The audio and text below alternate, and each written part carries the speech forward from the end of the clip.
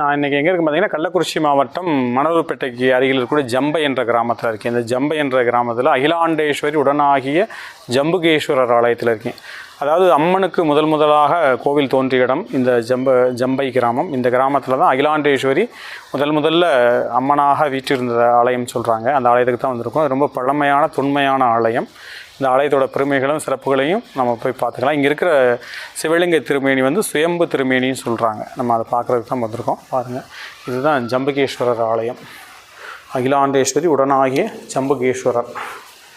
இது வந்து திருச்சியில் இருக்க ஜம்புகேஸ்வரர், அதாவது திருவானைக்காவில் இருக்கிறத விட பழமையான கோவில்ன்றாங்க. அதற்கு 4 யுகங்களுக்கு முற்பட்ட ஆலயம் இந்த ஆலயம். பாருங்கள், 4 யுகங்களுக்கு முற்பட்டது. இங்கே ராஜகோபுரம் அமைக்கிறதுக்காக பணிகள்லாம் இந்த கட்டடம்லாம் பழைய கட்டடம். இதுக்கு மேலே தான் புதுசாக இப்போ எடுத்துருக்காங்க. இங்கே பாருங்களேன், ஆலயம் எவ்வளோ அழகாக இருக்குன்னு பாருங்கள். ரொம்ப அற்புதமான ஆலயம். இந்த ஜம்பை என்ற கிராமத்தில் நிறைய சிவன் கோயில்கள் இருக்குது. இப்போ நம்ம 3வது சிவன் கோயில்களை பார்த்துக்கிட்டு இருக்கோம். இங்கே பாருங்களேன், எவ்வளோ அழகாக இருக்குது பாருங்கள். கும்பாபிஷேகம் பண்ணி ரொம்ப அற்புதமாக அந்த கோவில் அமைஞ்சிருக்கு. இங்கே என்னென்னா 12 கரங்களோட துர்க்கை இருக்காங்க. அவங்களையும் பார்க்க போகிறோம். வாங்க போய் பார்ப்போம். கொடிமரம் இருக்குது. இந்த கோயிலில் நிறைய சிறப்புகள் இருக்குது. இங்கே வாழை சித்தர் வந்து வழிபட்டதாக டெய்லி இன்னமும் வந்து சிவபெருமானை வழிபட்டு போவதாக ஒரு ஐதீகம் இருக்குது. இவருங்க நந்திக்கு மண்டபம் வச்சுருக்காங்க. கோவில் வந்து இங்கே பாருங்களேன், மேலேருந்து கீழ் நோக்கி பள்ளத்தில் இருக்குது. என்றைக்குமே ராஜகோபுரம் தான் இருக்கும். ரோட்டை விட கோயில் உள்ளே இருக்குது.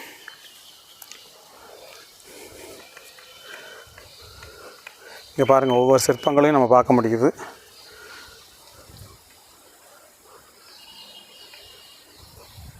நந்தியை பாருங்கள், சின்ன நந்தியாக இருந்தாலும் அழகாக வடிவமைச்சிருக்காங்க அந்த நந்தியை. இங்கே விநாயகர் இருக்கார்.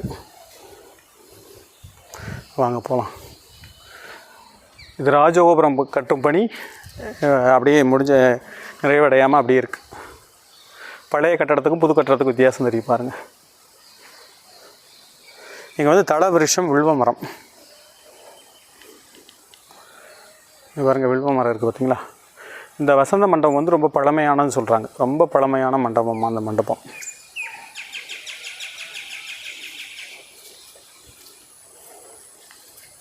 இது சாமிக்கு வசந்தோற்சவம் நடத்துவதற்காக வச்சுருப்பாங்க. பழைய கோயில்களில் தான் அந்த மண்டபத்தை பார்க்க முடியும்.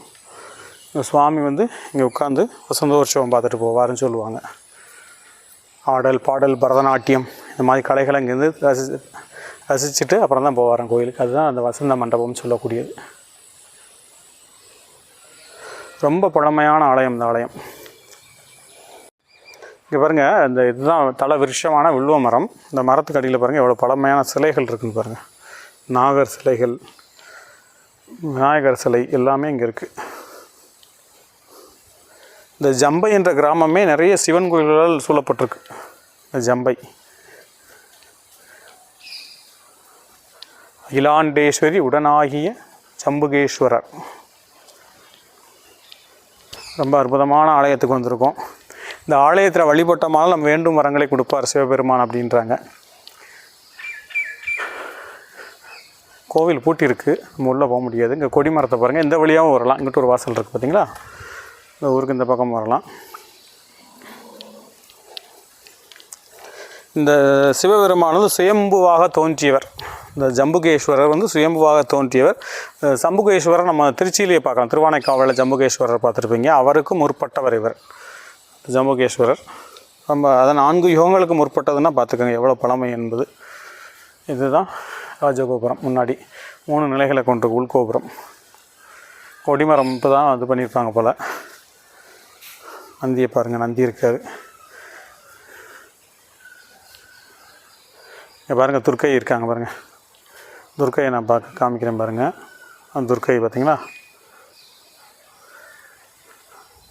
12 கைகள் இருக்குது துர்க்கைக்கு. இங்கே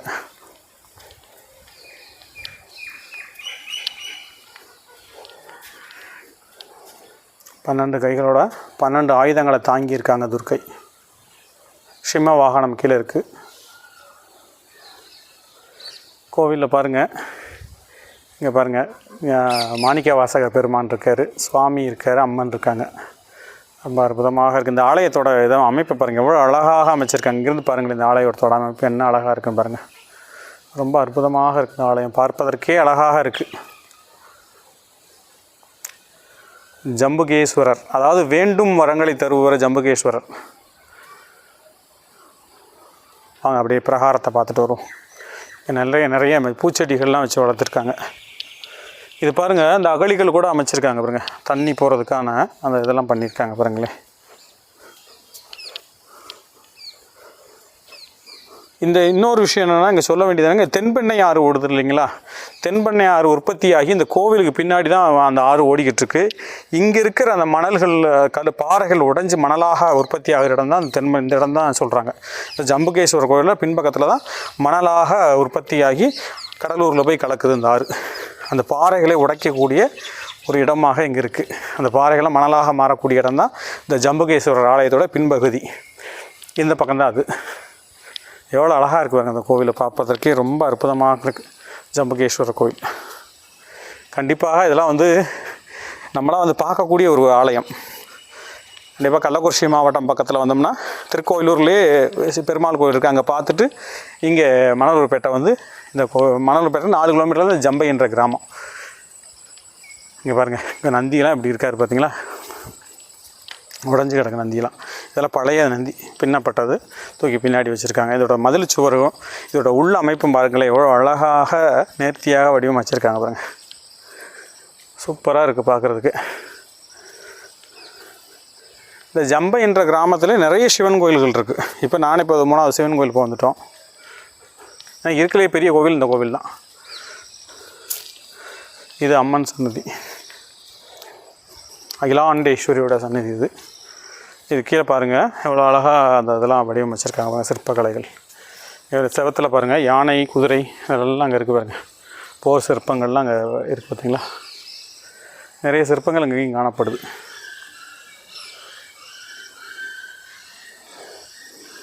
ரொம்ப அற்புதமாக இருக்குது பாருங்கள். ஒரு ஆறு உற்பத்தியாகி அங்கே இருக்க பாறைகள் உடைஞ்சு மணலாக போகக்கூடிய இடம் இந்த கோயிலுக்கு பின்பகுதி. இங்கே எழுத்துக்கள்லாம் காணப்படுது, தமிழ் எழுத்துக்கள்லாம் இந்த பக்கம் இருக்குது பாருங்களேன். எழுத்துக்கள்லாம் ஓரளவுக்கு அழியாமல் தான் இருக்குது. இதில் தமிழ் எழுத்துக்கள் இருக்குது. எவ்வளோ அழகாக வடிவமைச்சிருக்காங்க பாருங்கள் இந்த பகுதியை. இங்கே பாருங்கள் தமிழ் எழுத்துக்கள்லாம் இருக்குது பார்த்தீங்களா. கண்டிப்பாக நீங்கள் ஜம்பை வந்தீங்கன்னா கண்டிப்பாக அந்த அகிலாண்டேஸ்வரி உடனாகிய ஜம்புகேஸ்வரர் ஆலயத்தில் வழிபாடு பண்ணுங்கள். கண்டிப்பாக இது சுயம்புவாக எழுந்தருளியக்கூடிய சிவன், இருக்கக்கூடிய சிவன். இந்த சிவனை வழிபடுவது சிறப்பு. இங்கே அந்த வாழை சித்தர் அவருடைய எதையும் காமிக்கிறேன் வாங்க. அது இந்த வெளியிலே ஒரு தூணில் இருக்குது, தூணில் பார்க்கலாம் வாங்க. அந்த வாழை சித்தர் டெய்லி வழிபாடு பண்ணக்கூடிய ஒரு ஆலயம் தான். அதுங்க கீழே யானைகள்லாம் இருக்குது பாருங்க, யானைகள்லாம் நிறைய இருக்குது பார்த்தீங்களா. நந்தி பலிபீடங்கள் நிறைய இருக்குது. இது அம்மன் சன்னதி, அம்மன் சன்னதி பூட்டி கிடக்கு. கோயில் அடைச்சிருக்கு, நம்ம அடைச்ச நேரம் பார்த்து வந்திருக்கோம். வெளிப்பிரகாரம் 2வது உள்ளே வீடியோ எடுக்க முடியாது, வெளிப்பிரகாரத்துலேருந்து வீடியோ எடுத்துக்கிட்டு இருக்கோம். இதுதான் அகிலாண்டேஸ்வரியோட சன்னதி.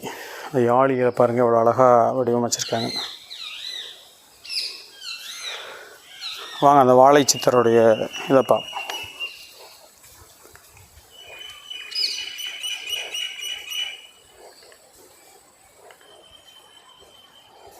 இங்கே இருக்குது பாருங்களேன், இந்த நந்திகை பக்கத்தில் தான் வாழை சித்தருடைய அந்த இது அமைச்சிருக்காங்க.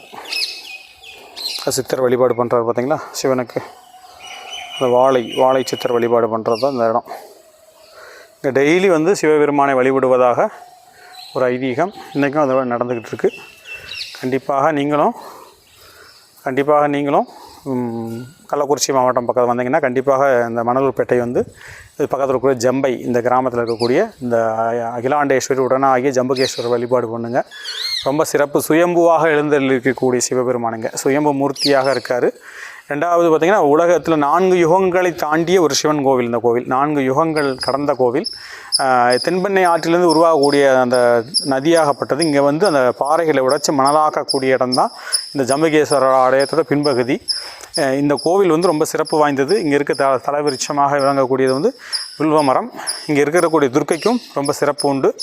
அதனால் கண்டிப்பாக நீங்களும் வந்தீங்கன்னா இந்த சிவாலயங்களுக்கு செல்லக்கூடியவர்கள் இந்த ஜம்புகேஸ்வரர் வந்து வழிபாடு பண்ணுங்கள். அதாவது ஜம்புகேஸ்வரர் அதை திருச்சிக்கு முன்னாடி இருக்கக்கூடிய பழைய ஜம்புகேஸ்வரர் கோவில். இது 4 யுகங்களை கடந்த கோவில். இப்போ பாருங்கள் எத்தனை யுகங்கள்ன்றது, ஒவ்வொரு யுகங்களை கடந்து 4 யுகத்துக்கு இதுதான் பழைய ஜம்புகேஸ்வரர். அம்மனும் இங்கே தான் வந்து அம்மனாக ஃபஸ்ட்டு வீட்டிருந்த இடம் தான் இந்த அகிலாண்டேஸ்வரி. அகிலத்தை ஆளக்கூடிய நாயகியாக இங்கே அகிலாண்டேஸ்வரி விளங்குறாங்க. கண்டிப்பாக அவங்க முதல்ல வீட்டிருந்த இடம் தான் இந்த இடம். அதனால் இங்கே வந்து வழிபாடு பண்ணுங்கள், ரொம்ப சிறப்பு. உங்கள் வேண்டும் வரங்களை இந்த அகிலாண்டேஸ்வரியும் உடனாகிய ஜம்புகேஸ்வரரும் நிறைவேற்றுவார் என்று சொல்லி இந்த வீடியோ முடிக்கிறேன். தென்னாடுடைய சிவனையை போற்றி எந்நாட்டவர்க்கும் இறைவா போற்றி.